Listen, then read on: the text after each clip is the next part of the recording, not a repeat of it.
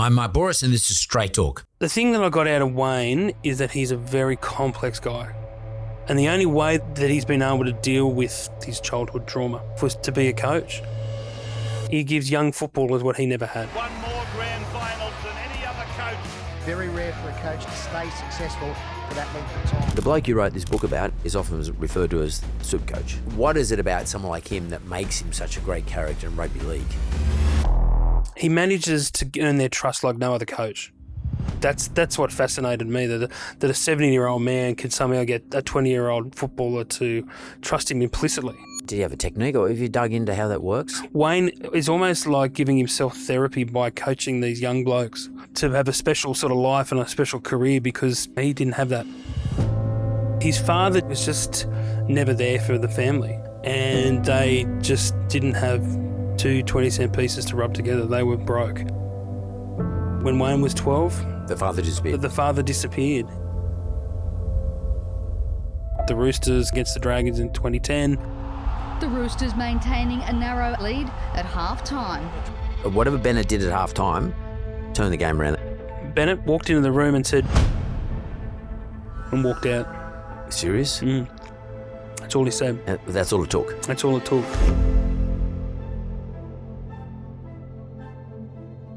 Andrew Webster. Yeah. Sir. Welcome to Straight Talk, mate. Thanks for having me, Mark. It's been a long time coming. We've been trying to get this stuff organised forever. And it's around your book, and we'll talk about your book in a moment. But I want to just go back a little bit. You're a journo with the Fairfax Group. Mm-hmm. Your area of specialty is sport, in particular rugby league. What about before that? What did you have to come through the ranks as a journalist? Were you a political correspondent? What's the deal? I did my cadetship in the Hunter Valley. I went to university in Newcastle.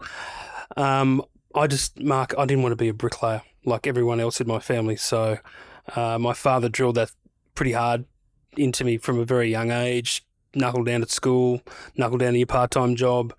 And I just sort of organically went towards writing and sport. That's what I always wanted to write. So I went to uni in Newcastle and then did a cadetship at a small paper called the Maitland Mercury, which was great because I got to do police rounds, court, everything, council, but mainly, always coming back to sport. And I always thought I'd grow up and be a serious journalist and do something different, go into politics, but I just stayed in sport the whole time. Now, I've had sitting in that chair, sometimes your nemesis, sometimes he's your nemesis, and you're his nemesis. It's Peter Vlanders. And we go back to, I like to go back to sort of understand who the dude is. I want to, who Andrew Webster is. What drives you? Is it curiosity about people? It does. I'm always interested in people. I think people is what drives me to tell stories about them, And I always find with footy or cricket or any sport, really, it's all about the individuals involved. And I really like, the thing that I love about league in particular is that it's like so many of these players come from, pretty low socioeconomic backgrounds and get to where they are, and it's like it really sort of saves their life. I like telling those stories, and I just see the good that football does and sport does, and I think it gets it's easy to dismiss. The best advice I ever got was from Roy Masters. We were having a beer. This would be 20 years ago. Love him. Good old Roy, and loves a schooner. And I remember having a beer with him, and he said, "Don't be too much of a smart ass about players, because you don't know what they put their body through every week." And it was probably the best advice I ever got. So I'm always conscious of what players put their bodies and minds through to play every week. And everyone can go, they get the $1 million and they get the life and they get, the glory. But, there's a lot of hard work there that people don't really understand. Yeah. Yeah. And I like trying to convey that in the stories I write. Do you think that if I go back to the 70s and the glory days of the Sydney Roosters, which, we're not going to talk too much about that, but the glory days in the mid-70s,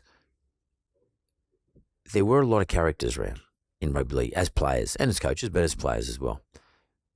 Do you think there's as many characters around today? I mean, I know you want to tell stories of players that might have come from a crappy background and decided, and they worked on their life and got a better outcome. The Johns boys, there's a whole lot of them examples of that today. But what about the characters of rugby league players today compared to before? Or is that not a fair comparison? I think they do. They're probably just not allowed to beat that. I think the media scrutiny is so much that they're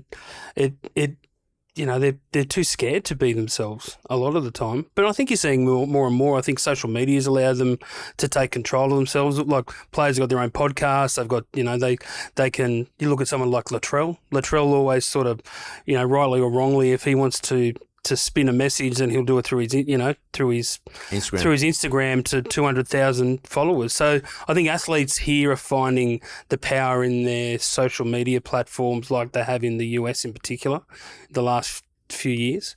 I think there's been a lag here with Australian sports stars, but they're doing it more and more. Like they can call out a journalist if they get it wrong. They can call out a club, if they've done the wrong thing by them. So, I think the characters are there, but they're just.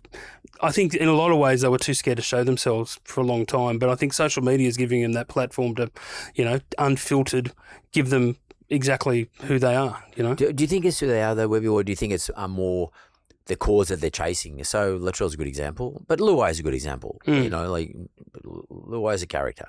Yeah. And I like Jerome. Yeah, but a lot of people put shit on him. People misunderstand him. I sat down with him for a big interview before Origin 1 this year, and he's such a lovely kid. Like I find with all those Penrith guys, to me that shows you how the media can manipulate a message. Like they just have painted Penrith as this, these young, arrogant, cocky side. When if you actually go and talk to them, like Nathan Cleary's probably one of the nicest blokes you'll ever meet. He's a harmless kid, but he's been sort of painted to be this really overconfident or just all he's just painted in a negative light, and I can't work it out. I really can't. Yeah, but it's nearly like, because Penrith winners, it's nearly like Penrith's been promoted as a boomboxing, rappers. They are Islanders hanging out together and arrogant against the rest of the competition. Yeah, that's how it looks to me. That's how it looks, but I don't think they are. If you meet them, they're not that at all. They're always. I'll never forget when Luai and Toto were first picked for New South Wales. Like they were going up and introducing themselves to journos. They've actually. There's a real humility there. In that team. I just think sometimes the media can get it wrong, and if you don't play ball with the media like certain journalists or certain executives want you to, then they can turn a message very quickly against you. If I look back at Penrith in the 90s, and I look at MG, I look at Royce, to a lesser extent Freddie, and Brandy, they weren't trendy. They were just hard-nosed, highly skilled footballers. And I think Gus was the coach for a bit there. Yep. If I look at Penrith today, Ivan's the nicest bloke in the world, literally one of the nicest guys you're ever going to meet. And I think Nathan, I've only met him once or twice, mate, Nathan's the same. It looks like a totally different vibe coming out of Penrith today compared to what it was in the 90s. Yeah. Is that just a reflection of Penrith's become richer and more wealthier and a better known joint? I don't mean as a club, but as an area. Yeah, for sure. But I also think it's just a reflection of rugby league. We like to hate the winners. We do hate to hate the winners. Come on, you're a chook. Yeah, I know. God, how much hate's been levelled at your club? But the problem is they still hate us and we didn't win, and people still hate South and they didn't win. But we both had shockers in 2023. But now it doesn't mean that they move the hatred from one club to another club. But before that, But before that, it was Melbourne. Yeah. When Melbourne had their, but everyone still hates Melbourne. They do. So in other words, the hatred doesn't die. We just add another club. I hate all teams, particularly my own, the Dragons. So how did you become a Dragons? My father was. Yeah, I was born into it. So because you are a Newcastle boy, I grew up on the North Coast, but I spent a lot of time in Newey. Went to uni in Newcastle. So, but no one hates Newcastle. Everyone loves Newcastle. They do. Dragons, it's sort of empathy. Do you have any empathy for us at all? For sure, that's for sure. I mean, we do feel sorry for the Dragons. I just because I'm trying to work out.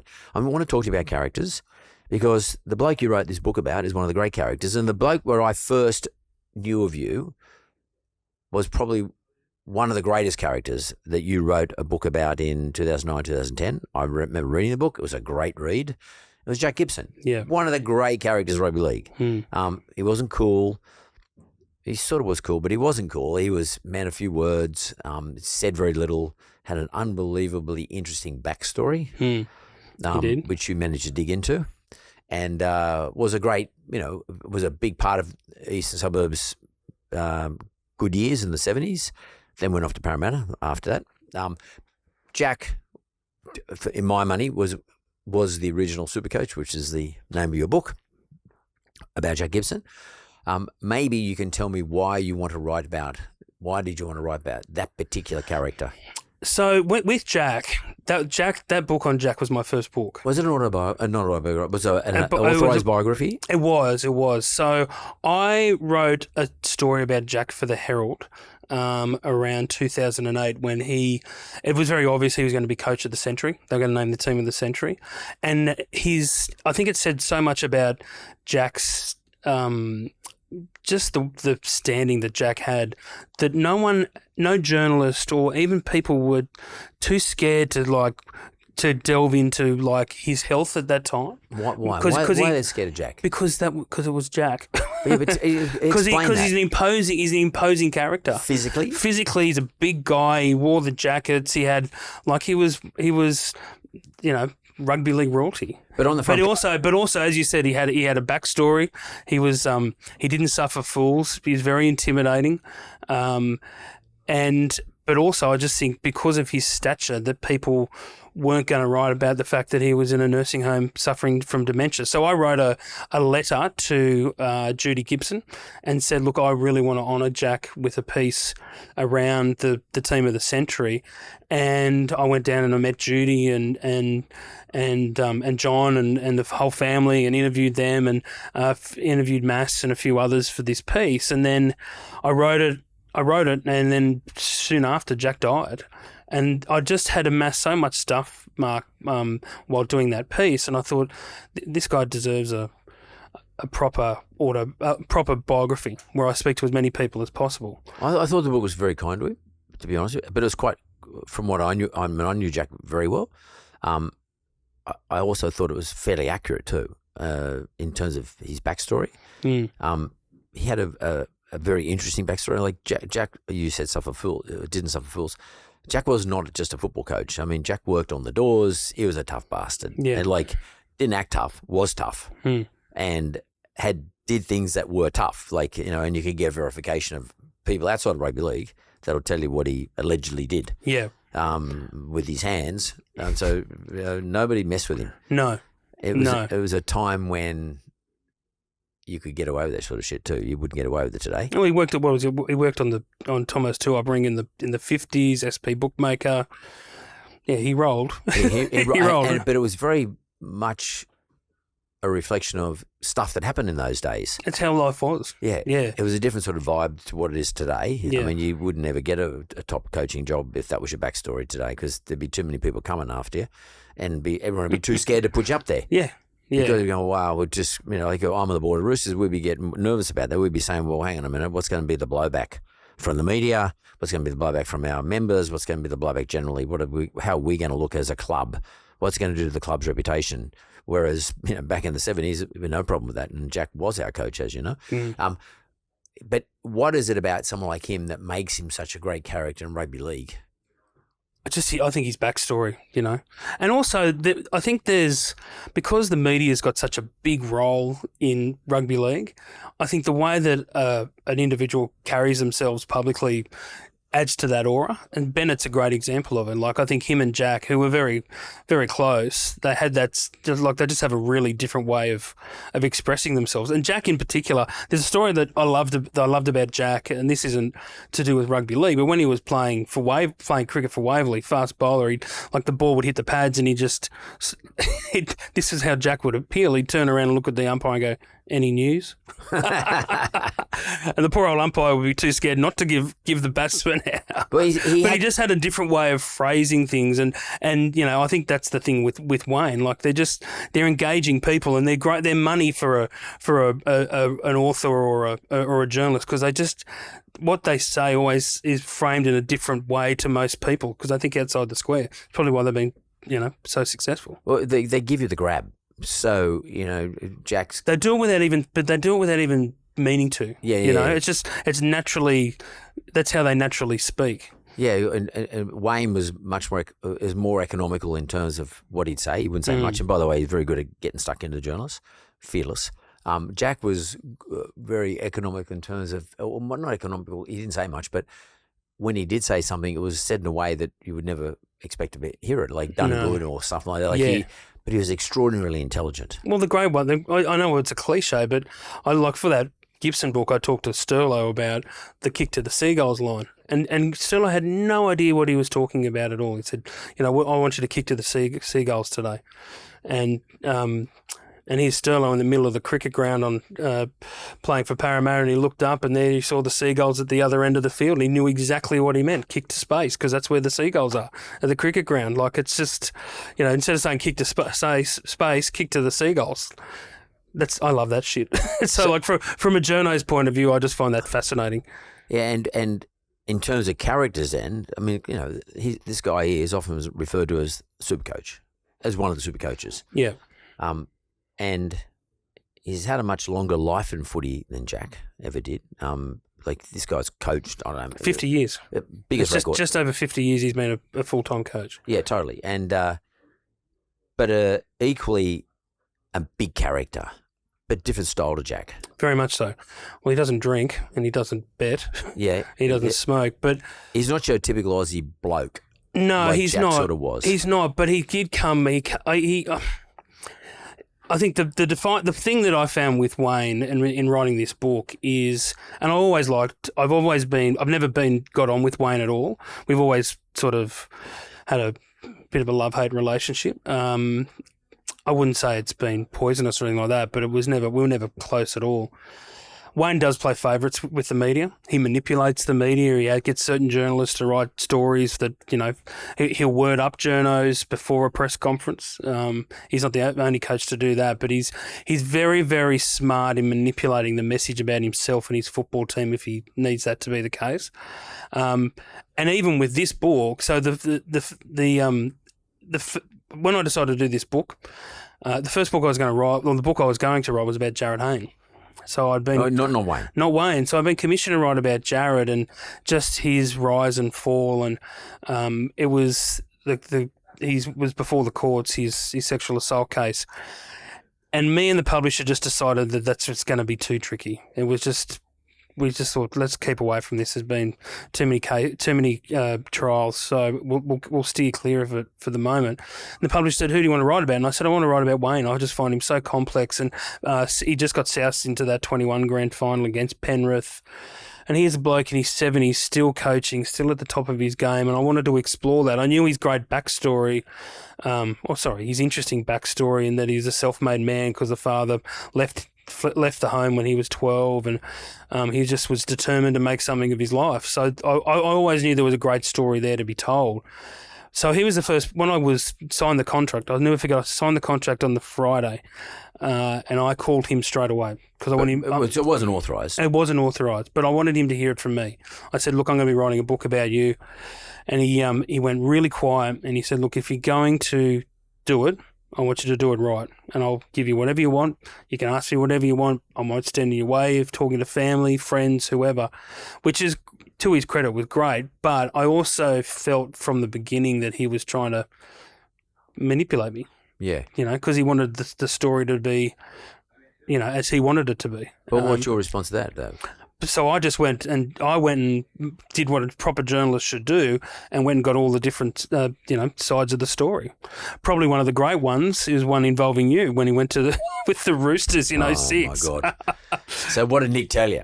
Nick told me a lot. Yeah. Nick's quoted, as you know. I was there. It was me and Nick who did it. I know. And didn't Nick offer Wayne your unit? No, well, I'm not sure whether it was mine or his, but we both were living down here at the Circular Quay. Yep. And I had a unit in the toaster, and Nick had a number of units in the toaster. And I also had a unit up the road in the Astor. I had 3 apartments in the Astor at the time, which is like literally 100 metres up the road. And this was not authorised by Nick, but Nick did actually offer. I wasn't sure whether it was I was going to move out of my place and Wayne was going to move into my joint, or Nick was going to move out of one of his apartments, and Wayne was going to move in there. And it was a good deal, like, by the way, because we were offering good money, and it was all after around the Ricky Stewart period, and it was just time to make some changes. Things had to change. We had to change, and Nick and the board of the Roosters, I was on the board at the time, and we've never been shy to make a change when it's time. Things sometimes you have to make changes. Players, give you a bit of pressure. Parents give you pressure. Player managers give you a bit of pressure. Results give you pressure. Sponsors give you pressure. So you have to respond. You can't just sit there on your hands and do nothing. And Wayne was a pretty obvious outcome for us, but it didn't work out too well for us. But at the same time, it didn't work out too well for Wayne at the Broncos. No, that's right. Well, see, so I explored, this is a great example, so I explored this in the book. Wayne's version was that if it ever got out, as you know, if it ever got made public, which is what he said to us. Which is what he said, then the deal's off. Yeah. But what he doesn't, when he tells that story, what he doesn't say is how the deal, it got out, and then he called Brian Canavan, who was a CEO, and said at the Roosters, and he said, "Is the chairman still solid?" Those were his words to Canavan, who relayed that to Nick. So in other words, the deal's still on. Yeah, I can tell you now, neither one of us said a word to anybody. No, I can tell you that. So which makes me think why that got out. So, but it wasn't another 2 weeks until he called Nick and said, "I'm not coming." Well, he didn't actually call Nick. He got someone to call. He called Canavan, and I think it was Bruce Hatcher, his accountant, who said, "Look, if you're going to tell Nick to his face, or at least have the phone call." And he was in the middle of, and during that period, because he was in the, just to give you it's in the book, but the backstory was he didn't want to upset the club he was with because we're going through the semi-final period, and his side was in the semis. They were in the semis, and he didn't want his players going, "Well, hang on, what's going on?" So we weren't going to announce it, that's for sure, and he didn't want to announce it because it's not a good look. But he always had the ability under his contract to terminate. And the Broncos, he had his ability to terminate. And he'd been on shaky ground there for a couple of, not shaky ground, but he'd been butting heads with management, like Wayne does with every club he goes to. He needs to be the central figure in the club, and CEOs and chairs don't usually like that. Well, we were pretty unhappy about it. And of course, as a result of that, we ended up recruiting Opie, and we recruited Freddie. And we had Anderson and Fittler. Fittler being the Freddie was his apprentice, and Opie's first game we had one marker. The old one marker. I never forget it. Philosophy, and it wasn't good. It wasn't good. But so I interviewed Bruno Cullen, who was the CEO of the Broncos at the time, and he kept hearing about the Rooster stuff before it came out. And Bruno was great for this book. He was very honest. So I interviewed probably about 300 people for the book, as many people on the record as I could, but a lot, talked anonymously, but that's what sources are. But most people went on the record to their credit, and Bruno was one of them. And I said, he said, "I don't want you to tell me what Wayne's told you, because I'll just tell you what I know. I'll tell you the truth as I know." And he said that he was calling Wayne for days, going, "I keep hearing you've done a deal with the Roosters." No. "I keep hearing you've done a deal with the Roosters." No. And then it came out. He said, "Well, I guess you have done a deal with the Roosters." Yeah, so we didn't announce it though, so it came out anyway. And I think I can't remember. I think Nick might have been overseas at the time and it wasn't a good outcome. But do you think Nick confirmed it? Buzz broke it. Buzz and James Hooper broke it for the Telegraph, and Buzz called Nick in Greece. By the way, Buzz and Nick weren't close then. No, they weren't. No, and so Buzz called Nick to confirm it, and Nick did the old. What's that? You're breaking up. Hung up. And Buzz was in the Telegraph newsroom and looked at Hooper and said, "It's happened." Yeah. Well, it's funny now. Wayne, if it was Wayne, that is a great example of manipulation. Because there would have been some reason for it. He would have had some reason why he's gone, "Hang on, I've stuffed this up. I made a mistake. I'm not going to look like it was my mistake. I'm going to blame somebody else, but to do it in such a way that it's uncertain as to where the error was and or who has put it out there into the media, because he gave himself an out. He's very clever. He is very clever. But the suspicion is that Lachlan Murdoch took him to task and said, "Look, if you go, then your legacy at this club is going to be trashed." What happened? But and that's Happened exactly anyway. what happened. Exactly. Lachlan, I approached Lachlan. Lachlan was one of the few people who didn't get back to me for the book. Well, and that sort of makes sense too, though, from Lachlan's point of view, because Wayne had a massive legacy at having been in the Broncos, and you open the door and go out, especially if you come to the Roosters. That's not a good look. He said he regrets it though, Bennett. He said he regretted not coming. Yeah? Yeah, I quoted him saying that he would have liked to have. He loves big characters. He loves big guys, you know. Yeah. He loved Porky Morgan. He loved Tinkler. Yeah. He loved Singo. He loves, all these really big guys, which I find also interesting in itself, because he's a kid from nothing, Can you tell me a little bit about him? Give me a little bit of background on him. Tell me about his backstory. His backstory. So he's born near Warwick, New Year's Day 1950, and his father Jim Bennett was he was a rogue. he loved to drink, loved to gamble, and there was hardly any money for the family. Wayne was one of 4 children, and they just didn't have 2 20-cent pieces to rub together. They were broke, and Bennett would often have to go to the pub to try and get the old man. And it wasn't so much that he was a bad drunk; he was just never there for the family. And Wayne's mum Patsy was always the grown up adult in the relationship, trying to make things work. And then when he was 12, he just disappeared. When Wayne was 12. The father disappeared, and he popped up a few times when Wayne started to make a name for himself as a player in the Brisbane competition. There's a great anecdote a very sad anecdote actually, where Jim Bennett comes into the rooms after a game and says, "Where's my boy? Where's my boy?" And Wayne hadn't seen him for years. And Wayne was just sitting down and looked up to him and said, "Where the effing hell have you been?" How old would Wayne be then? Wayne would have been like 19, 20. So he just hadn't had any contact with the father at all. And Wayne was just determined not. He put it this way. He said he wasn't so much determined not to be his father, but he just knew he had to go to other men to try and to style himself and basically build this persona of who he is. And the biggest influence on his life was his uncle, Eddie Brosnan, who was a hard copper, former Kangaroos player, and just a really hard man. And Wayne wanted to be like his Uncle Eddie in the police force. So what was it like as a footballer? He was talented. He played for Queensland, and he played tour matches in New Zealand for Australia. Bob Fulton told me how Wayne, barely said a word the whole trip. He just was so shy and unassuming. It really comes out, Mark, in the book, just how introverted he is, just how uncomfortable he is speaking in front of the public. Everyone seems to think, and I told him, I said, I call bullshit. I said, I've seen you speak in front of a room of people. He said, it still doesn't come easy for him, but he said the first time he spoke in front of a group of people, he went to water. So he's always had to build himself into the man that he is. And I regardless of whether you like Bennett or not, I found that really interesting. Yeah, well, that's he became the author of his own life. He just said, I'm not just going to, I could go and work in the meatworks in Warwick for the rest of my life and become an alcoholic like my old man, but I'm not going to be that. Well, it is quite interesting in that, particularly when I think a lot of people think that Wayne Bennett in front of the media, it's more theatre. And he's trying to build a character of himself. I think it's more theatre now.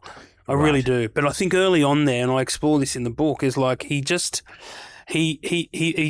naturally just said yes, no answers because he wasn't comfortable with a microphone under his nose. Just shy. He was just shy. He's really shy. He's still shy now. Yeah, I found he's a really strange cat, but that's what made him so interesting to write. When I went up to his farm in Warwick and sat down with him, and he was just I could see how nervous not so much nervous, but there was he's just so wary and standoffish and, take your shoes off and make sure that door's closed. We've got flies here. And I was going, oh, Jesus, it's going to be good. This is going to be a lot of fun. As in like being a perfectionist? He's just being really standoffish with me. And he's just, I don't know whether he was trying to put it on me or whether he was trying to be like, try to like maintain the power balance in his favour or what it was. But then we sat down and I turned on the tape, 4 hours non-stop. It was like he just and gave me gold after gold after gold. Was that because your approach? I mean, like, because normally, 4 hours of Wayne talking would be, I can't imagine it. So was that because of the way you approached it or the questions you asked? I went pretty hard. I thought, well, look, I'm not going to get this opportunity to sit down with him at his farm. That's not going to happen too often, so I might as well, hit him with all the big questions. And I did, and he answered them so openly and thoroughly. And he, the thing I really appreciated from Bennett in the whole process, like he didn't have to talk to me at all. He didn't get a zack out of it. So he could have just put up all the walls, but he was very raw. Like there was times there, Mark, where he'd be in tears on the phone to me. A few times, yeah, both of us in tears. Well, just talking about his son Justin, who's mentally disabled, after having a bad reaction to a injection when he was a baby. There'd be times there where he'd be in tears about that, about his relationship breakdown, about with his wife, with Trish. If I talk about Trish, he'd get very emotional. So it's a pretty raw. It was a raw process for sure. He doesn't come across to me as someone who would show vulnerability. He did. He showed me vulnerability. And you talk about that in the book. Very much so. Did you have any difficulty getting many people to talk about him outside of himself, like people who know him or people who have had experiences with him? Ricky didn't. Ricky Stewart did. Ricky said a great quote. He said, this is years ago, he said, I don't believe in Wayne Bennett guruism. Really? Yeah. That's because Wayne can throw, as you know, he can throw hand grenades. He likes to upset people. And I think when Ricky was Australian coach, he had a fair bit to say. We remember Ricky replaced him at the end of 2005. Australia lost that Tri-Nations or Four Nations Tri-Nations game against New Zealand and England. And that's when Bennett did the run at the airport, at Brisbane Airport. And Ricky took over. And I think Wayne had a couple little dog shots at him in the press. Well, Ricky doesn't stand back either. No, Ricky's never. He's just doing his thing. He won't hold back. He does, and he can carry a grudge. I hadn't noticed. He won't. Well, he doesn't forget. No, and he doesn't one forget. of the reasons I love Ricky, it could be the next book, but one of the reasons I love Ricky because I just know what I'm going to get. And he's to me, he's one of the big characters of rugby league today, and always has been. I always say to Ricky, I said, what I love about you? You stab me in the front. Yeah. Well, where you stand with him. Yeah, no, totally. That's why I like him so much. I used to train with him and Ronnie Palmer. We used to go to the gym together, and Ronnie Palmer, the Bondi Charmer, and we used to train at Wentworth Park, and it didn't matter what day or what morning of the week it was we were going to the gym. Sticky would have a crack at, he'd say, mate, what's happened to your biceps? Like literally the day after. He said, haven't you been doing any training? You didn't have enough protein? Did you eat last night? You've been on the drink? He would be sledging me from the moment I got in the gym. And like, I'm not competing with him. Like, we were mates. We're just hanging out together. And Ronnie, being a wonderful person, he like always had a laugh and just sort of but he'd get you offside straight away and make me train harder. But that's his go. That's his go. Yeah. And he was one of the greatest, genuinely greatest sledgers of all time, and still is to this very day. I can see a book coming. But like, I just want to go back to Bennett now. So it was unauthorised, but Bennett clearly was very open to you. People weren't. People were forthcoming in terms of opinions about the guy. I mean, and what he's like. If today you had to just summarise Wayne Bennett in 2 or 3 sentences, now you know him better. What would you say about him? Ooh. Compared to before? Because, you would have a totally different view of him. Or didn't your view not change? I think he's... So I interviewed his daughter Beth, yep, who he's semi-estranged from since the marriage split. Yep. I interviewed Trish, and I interviewed Dale, his new partner. The thing that I got out of Wayne is that he's a very complex guy. And Best says a comment in that book, which I think resonates all the way through it. He never dealt with his childhood trauma. He never dealt with what happened to him as a kid. And the only way that he's been able to deal with the fact that the father was so harsh to the family, and particularly him, and he never had a male, a dominant male figure in his life, was to be a coach and to coach young men, generations of young men. That's how he's basically healed himself. I know this sounds very Oprah, but that's it. Like he gives young footballers what he never had. Yeah, that's guidance. That's guidance and leadership and support. But the flip side of that, Mark, is and this is why he falls out with so many of his players, is because that works to a point, but when they are no longer needed, they get too old, they're out of form, whatever, he just cuts them loose.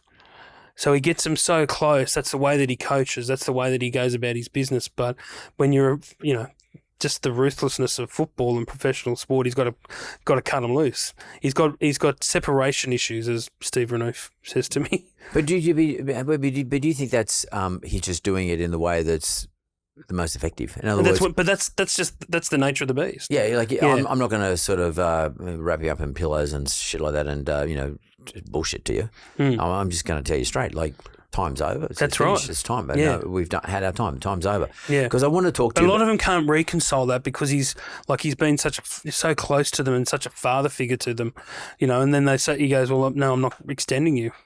And they'll go, well, hang on. I thought you were going to look after me forever. Do you think that's a dangerous thing for him to do then? Because, as you said right at the very beginning, one of the things that fascinates you about rugby league players is a lot of them come from average, ordinary, or less than ordinary circumstances. It could be parents a problem, or poverty, or immigrants into the country, etc. Running away from something. Then in comes Wayne. They become a bit beholden to him, and at the same time, he's looking after them. He's getting the best out of them, which is his game, get the best out of a player. But then he sort of cuts them loose, maybe not in a way that it's meant to be nasty, but just time's over. Yeah. Is that a dangerous thing for a coach to be? I think, but he's been so bloody successful, I don't think he knows any other way. Apart from his success, what about the individual that he's talking to? I mean, do you think that's a dangerous thing for players? I would have thought players understand that that's the nature of the beast. So do you think players know about Wayne's personality? They know who we're talking about? I think they do. But he gets them so... He manages to earn their trust like no other coach, really. And I find that's what I find fascinating, that he's been able to do that through, like, as I said, he's been coaching for 50 years. And he's just as relevant to, like, all those South blokes in, when he was there as he was to the teams that he coached in Brisbane when he was a young coach starting out. Like, he's always been able to earn that trust off them. And I think that's what fascinated me, that a 70-year-old man can somehow get a 20-year-old footballer to trust him implicitly. I don't think that's easy to do. Have you sort of dug into, did he have a technique, or have you dug into how that works? There's a lot in there. I talked to Alfie about it. Like, he socialises with players a lot. In what, like by text or? No, by going. He goes out with them. He go have a beer with them or something? He won't have a beer. He doesn't drink, but he'll go out and he it's almost a bit of a cliche. Like, he always gravitates to the back of the bus, the team bus, whether it's with cards. Like, I've talked to Alfie about it, and I talked to him about it at length. Like, he'll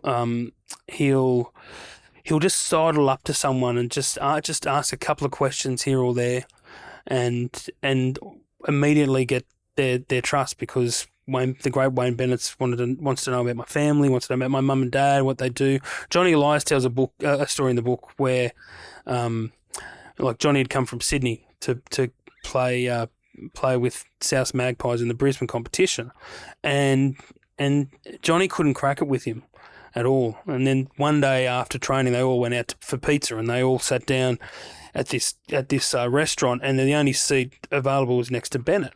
And as soon as Johnny said that he didn't know his father, Bennett took him under his wing, because he didn't have his father himself. Can I tell you something about funny? You mentioned Johnny Elias. His brother Joe Elias was my best friend at school. I know Joe. Yeah, good guy. Best friend at school. And when Joe was 15, their dad died, passed away. And Johnny was much younger. Yeah. And I was in maybe 18, 17, a few years later, and I coached Johnny Elias in J grade. And this kid could do anything. Like, he was athletic. His athletic ability was unbelievable. He could climb trees. He could play in any position on the football field. He was such a natural footballer. But Johnny suffered from not having a father figure. Yeah. And his brother Joe had to leave school and start work to provide for the family. They live around the corner from me. Right. And I'll never forget that. And I'll never forget Joe, his brother, and I'll never forget the relationship, how Joe looked after his younger brother Johnny, and how much Johnny missed having a father figure in his life. So that's very interesting. You should say that to me. Like, that they both. Yeah, that's interesting. That you should say that to me. Like, it makes sense. Yeah, and it's funny. Like, all the way through this book, all the players he gravitates to the most are the ones that didn't have a father or had issues with their father. So I reckon Wayne, and as I said, I talked to his daughter. Wayne is almost like giving himself therapy by coaching these young blokes, coaching young men to have a special sort of life and a special career, because that's what he didn't have that. But then he makes a fatal mistake at the end of the period of cutting them loose. Yeah. In a way and he does it in a ruthless manner. Like, he'll just cut it off like that.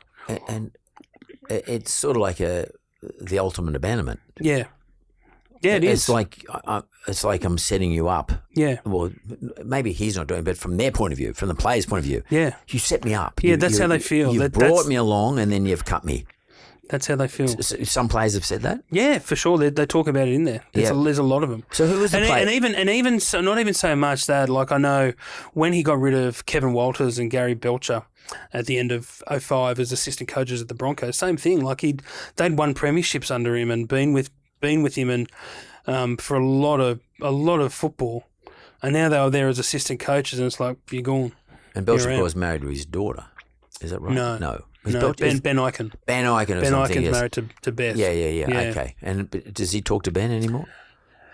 I think it's a strange situation. Like, I was very, like, his marriage breakdown was, I told him and I told all of the Bennetts, I said, I'm not going to approach this in a gossipy way. I don't think there's stuff there that I should go into at all. I don't want to go through the nitty-gritty sort of details of how the relationship ended and how hurt everybody is. I didn't think that served a purpose for this book. To me, the thing that stood out the most from that was how people reacted to it. Yeah. Because, like, Wayne has been has moralised on people and footballers and everyone else in the game for so long. And then he has an affair and leaves his wife, and it was like everybody was, climbed into him. Yeah, that's amazing, because there was a big sort of morality issue thrown around. I mean, and by the way, he also sort of looked like he was a bit of a moralist himself. I don't drink. You shouldn't. He didn't play up. There was nothing really going on about Wayne. Wayne was just a straight shooter. Went to work, from all accounts, went home and did his thing, and then went, and like we never had any. We didn't participate in his personal playground at all. No, because there was nothing there. No. He was all, and this is what I also said this to him when I was exploring this part of the book. I said, but I can't. He didn't want me to touch on it at all. And I said, Wayne, you've been very open about your upbringing on Australian Story. You've talked about your 2 disabled children. I said, I can't ignore that part of your private life. That's, that if you're going to talk about that part of your private life, then I can't just ignore the fact that, you're a former Queensland Father of the Year who... Was he? Yeah. That was brought up regularly when he was when his relationship with Dale Cage came out. I interviewed her. Dale was quite interesting. She had a lot to say about how, like, she claims the Broncos never accepted her or Wayne at all after they got together. Sort of got outed. Yeah. Well, Wayne, he coached lots of Origin in Australia. The Kangaroos. He coached, obviously, went through brilliant periods with the Broncos. Did he at any stage mention what were some of the greatest periods in his rugby league coaching career in terms of success? Yeah, he does. He talks like he loved all those Broncos years. He loved Alfie and Kevy. You know, they were the two players he loved the most. But I really think that he has got as much out of what he did with the Dolphins this year as any time in his whole coaching career. I think he got as much out of that because everyone was knocking him so hard, you might recall. Yeah, I remember the Yeah, beginning of the really. season. And I remember Bennett would call me out of nowhere and he'd say, he'd go, I see they're into me again. They keep saying I'm going to fail. They've been saying it my whole life. I'll prove them wrong again. But he genuinely hated not coaching in 2022. But I just talking to him throughout this season, the Dolphins' first season in the NRL, he just seemed genuinely, I don't know, he just seemed so, not relieved would be one word, but I just think he felt so validated about his own coaching because he had all these, there's no real superstars in that team. Yeah, bloody good forward and pack. And to do a good forward pack, it is. But to do what he did, I've got to say, he never seemed so happy than when they beat the Roosters in the first round. Oh my God, I couldn't believe it. And it beat us well too. And Kafusi just laid into us. Yeah. They just literally laid into us. He was very happy. He said there were players in tears in the dressing rooms after that game.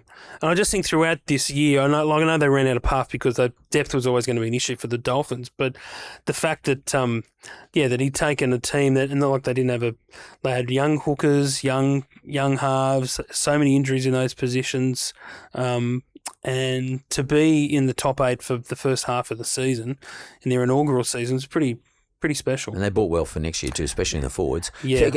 Does Wayne talk about, and I often wonder about this myself, that moment when he brought Alfie Langer back to the he talks about the that. state of origin? Yes, he does. What was that about? Well, they needed a halfback, and they lost the second game heavily, and he needed to change it up. But as I reveal in the book, his first call wasn't to Alan Langer. Oh, really? It was to Jason Smith. Wow. Who was playing in the UK. Yeah, well, and Jason Smith's club had pushed back and said, no, we're not releasing him. Where was Alan Langer though? He was the UK too, wasn't he? Yeah, he was playing at Warrington, and the coach allowed him to go, but the board weren't that happy. So that was sort of the end of it cost Alfie basically his contract in the UK because they released him, and then Warrington their season went south after that period. So, but it was still when Bennett called him and Alfie famously said, "What took you so long?" But it was all clandestine, and it only happened because the New South Wales Rugby League allowed it to happen. Really, they were going to push back on it, and in the end allowed it to happen. But I know I covered that game. I don't think any of us ever thought in a million years that Langer would do what he did that night. And he scored. Yeah, from about 2 meters away, but only someone Alfie Langer could do. Exactly. But I think that result, as much as anything, I think he felt very vindicated, Wayne. Again, he felt like Wayne felt like he had something. It always looked like to me he had something to prove, that I'm the smartest coach in the game, and that this is an example of it. But, of course, Gus then followed it up a few years later with Freddie. And between those two... And then they went head to head, yeah, which was fascinating in itself. Yeah, do you explore Phil Gould versus Wayne Bennett? Yeah. I do. Bennett always said, I never wanted to play Gus ball. He just thought, what's that mean? Like the way the Canterbury used to play, yeah, like the way the Warren Ryan and Phil Gould Canterbury teams basically, and then Gus with Penrith. That's when Bennett's Broncos teams were coming through.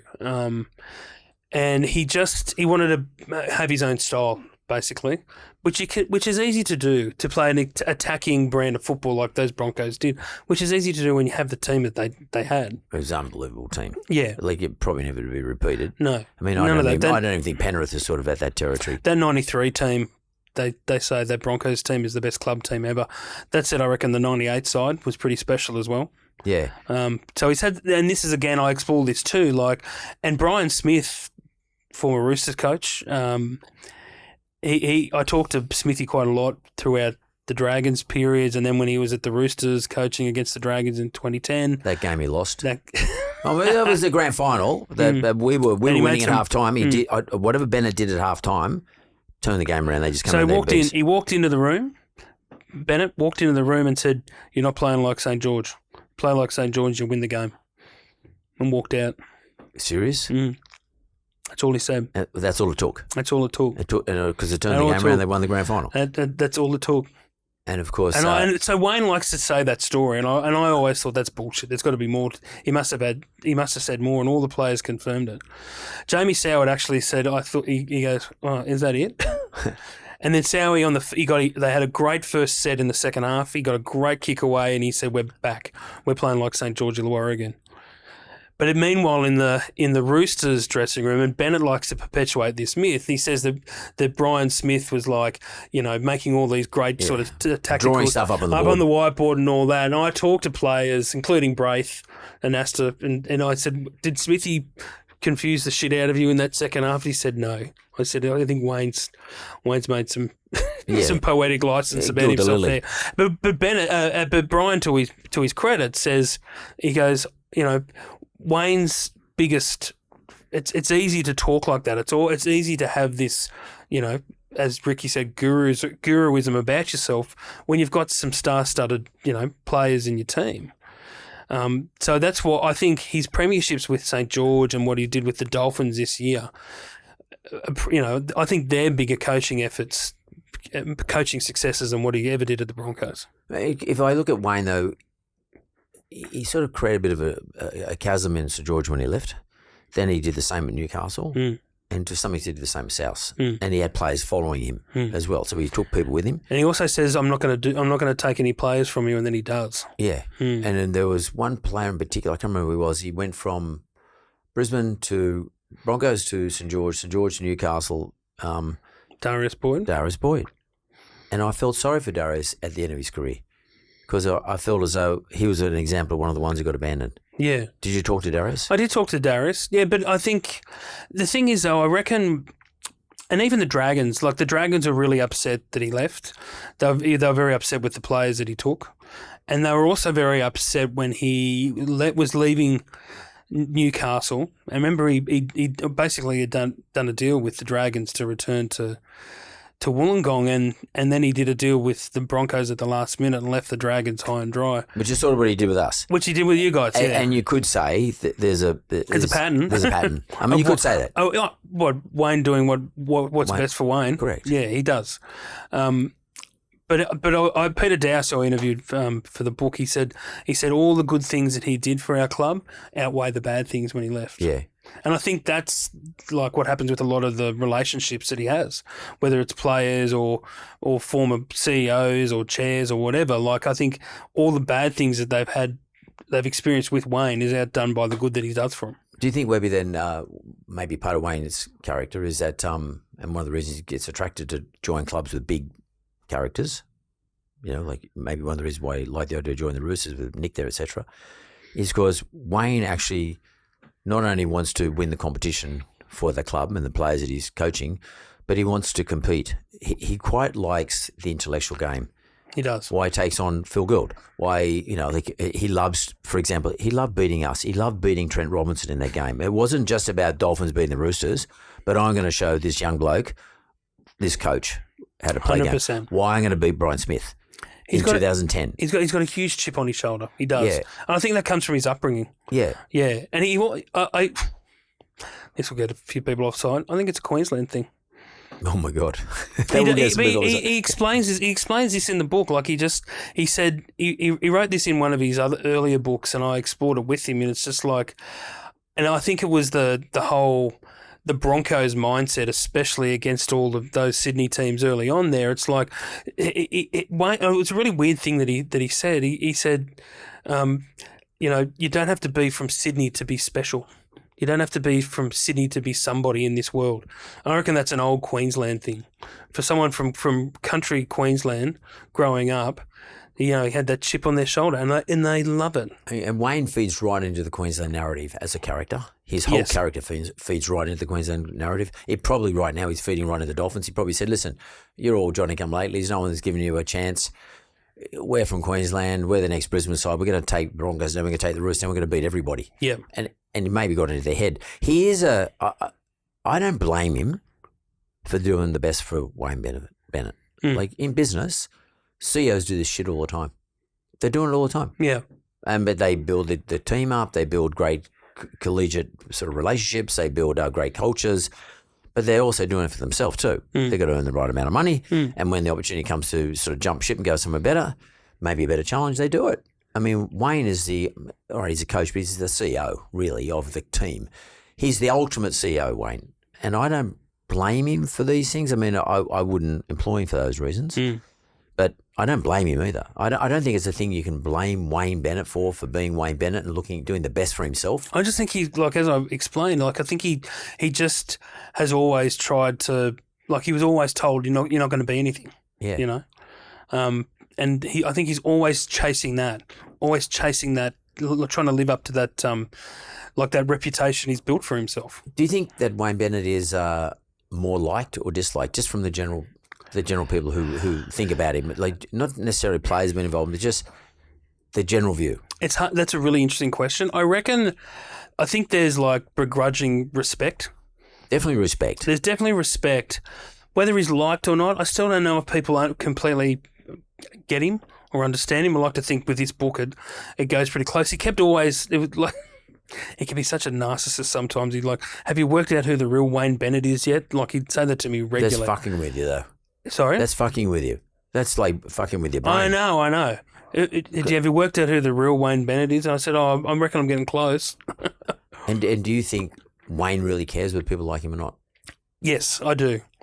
He says he doesn't give a fuck. He says it in the first chapter of the book. He said, I want the book to be right. I'll give you what you want. But and if then people can make up their own mind. If they like me, I don't give a shit. I think he does. And why is the book called The Wolf You Feed? So there's an old Cherokee saying about the good and the bad wolf in all of us. The grandfather Cherokee talks to the young grandson about, the two wolves, the good and the bad, and the grandson says, well, which one are you? And he goes, the one you feed. Which one, the good wolf or the bad wolf? With Wayne, I think there's the man and there's the coach. And the older that he gets, he's competing between those two wolves. Is the man emerging? No, I think it's the coach. The coach. That's why I don't think he'll ever retire, because I don't think he knows anything else. Everything that Wayne Bennett is wrapped up in him coaching football teams. He'll do it until he's in the grave. Well, Webby, I'm glad. I want you to sign this book for me, but I'm going to read this book. If it's anything like the book you wrote on Jack Gibson, it's going to be to me, it's going to be I can't put it down style book. I really appreciate coming in. A real divisive character, but nonetheless extraordinarily interesting. Thanks very much, Webby. Thanks, Mark.